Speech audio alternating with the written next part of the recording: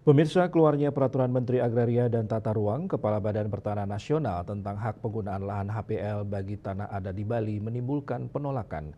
Dikhawatirkan apabila desa adat hanya sebatas pemegang sertifikat hak penggunaan lahan atau HPL, bukan subjek hukum pemegang hak milik atas tanah adat, akan berdampak pada keberlangsungan desa adat ke depannya. Pada kesempatan ini saya menyampaikan Keberatan atau penolakan tersebut disampaikan Advokat Iwayan Sumardike bersama kawan-kawan mengirimkan sejumlah surat keberatan ke Presiden, Menteri ATR, Gubernur, maupun kalangan terkait lainnya.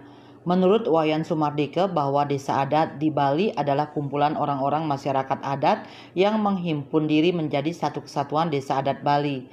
Sejak nenek moyang lahir telah melakukan penguasaan fisik terhadap wilayahnya atas nama desa adat.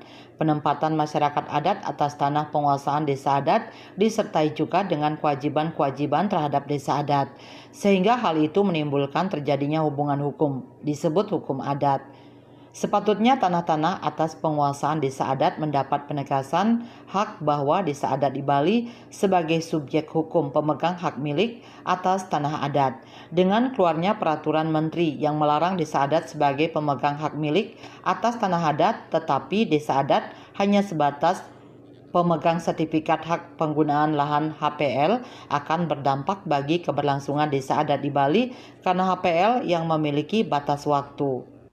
sekarang ada aturan dalam bentuk peraturan Menteri BPN RI bahwa desa adat sekarang sudah tidak boleh lagi sebagai subjek hukum pemegang hak milik atas tanah adat.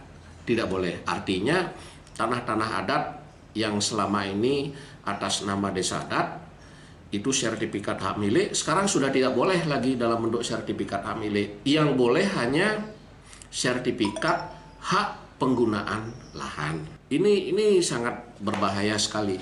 Jangan samakan desa adat di Bali dengan sebuah PT atau perusahaan atau adat di pulau lain. Desa adat di Bali itu sangat unik, ya sangat unik sekali. Makanya karena itu adalah potensi lokal,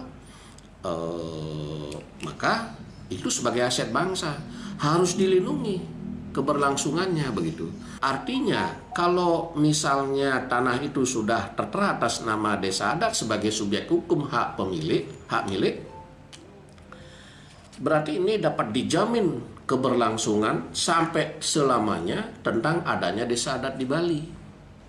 Nah sekarang ada peraturan apakah dalam bentuk permen, katanya di Undang-Undang Cipta Kerja, ternyata setelah saya cek nggak ada. Kemudian di PP nomor sekian, ternyata juga nggak mengatur hal itu.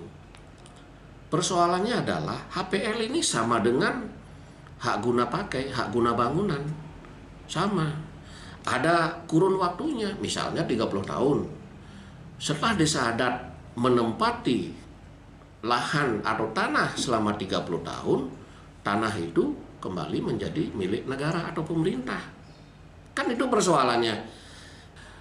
Kami mewakili masyarakat Bali berharap agar didengar aspirasi ini, dicabut seluruh aturan, dibatalkan yang melarang desa adat Bali sebagai subjek hukum pemegang hak milik atas tanah adat.